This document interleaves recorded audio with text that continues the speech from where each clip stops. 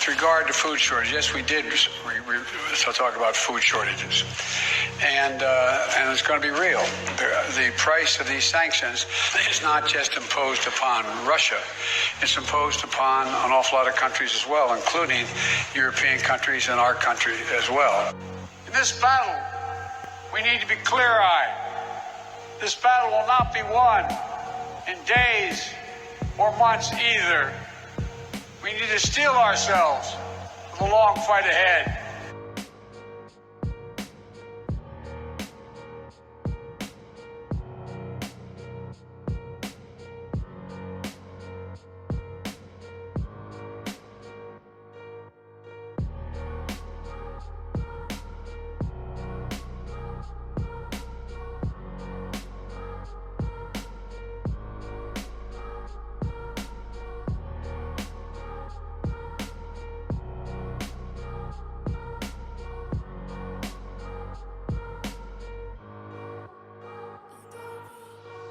Farmers in Ukraine try to plant crops as the war rages around them. The cost of both bread and corn already higher. Wheat prices up 5% today alone, up nearly 40% since the invasion began last month. The surge marks wheat's largest quarterly gain in 15 years. With planting season of spring wheat just weeks away, farmers in states like Montana, North Dakota, and Minnesota are faced with a tough decision. Should they plant more crop, not knowing whether prices will hold up? Is it worth the risk? Prices are very high now, but what if the Ukraine crisis suddenly evaporates? It doesn't look like that. Well, then they could be left holding the bag. Dwindling supply as the war continues, experts say. A crisis like this with a potential seismic level loss of wheat supplies globally will impact low-income consumers the most.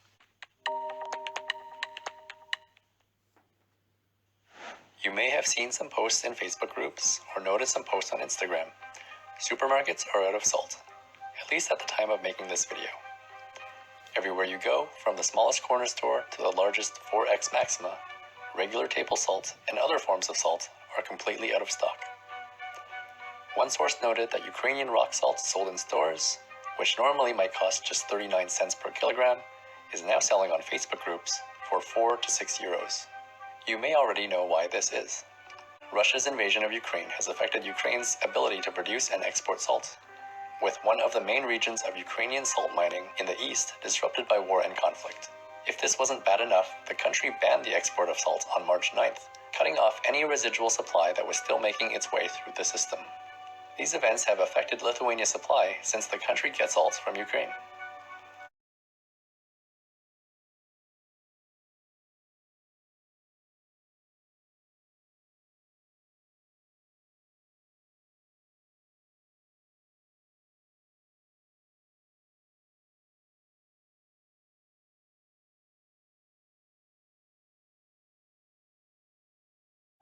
Your Excellencies, ladies and gentlemen, it's my great honor to participate for the 8th time at this important meeting. History is truly at a turning point. We do not yet know the full extent and the systemic and structural changes which will happen. However, we do know that global energy systems, food systems, and supply chains will be deeply affected. In times of crisis, the role of governments is more important and more relevant than ever.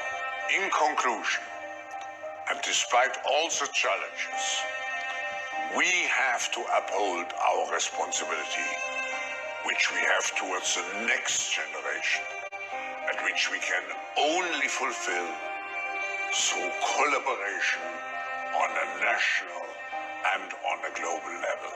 I wish you an impactful and successful meeting.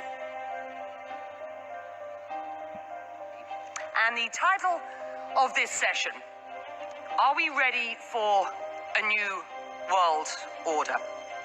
That is the purpose of this discussion today, so let's get on with it. Your Excellency, are you ready for a new world order? Let's shift our focus to COVID-19. There is no end in sight, it seems, to the lockdown yet in China's economic hub of Shanghai.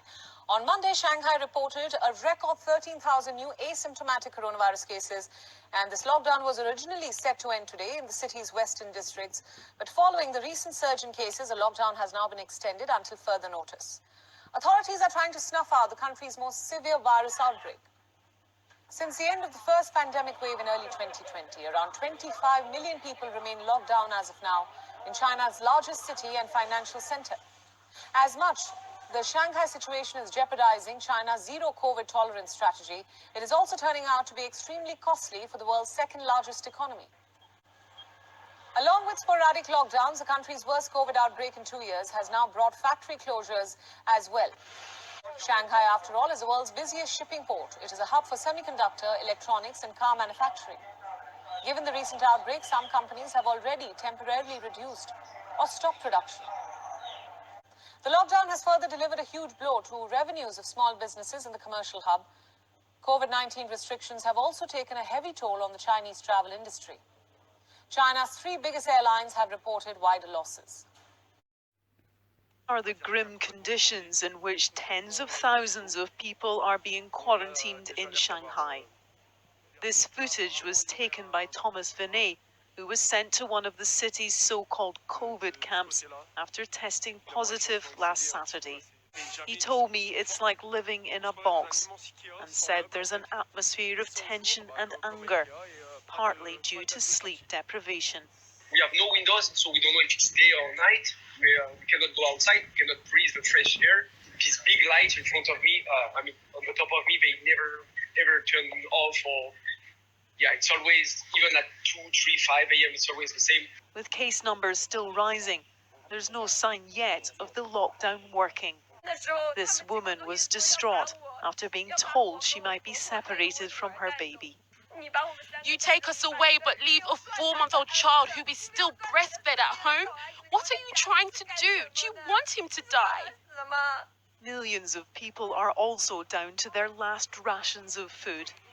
Local deliveries are promised over the weekend, but the supply chain issues stemming from here will be far-reaching.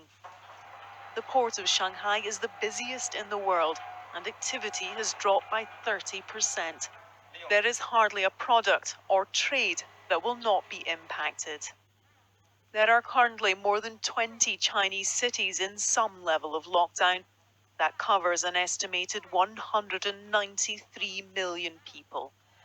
And the title of this session, are we ready for a new world order? Listen, we are heading to a new world order. And before we get there, they will be crashing the world system. Their narrative is already set up for it. So we are just watching the implementation of it all. We need to be ready. And as he sat upon the Mount of Olives, the disciples came unto him privately, saying, Tell us, when shall these things be?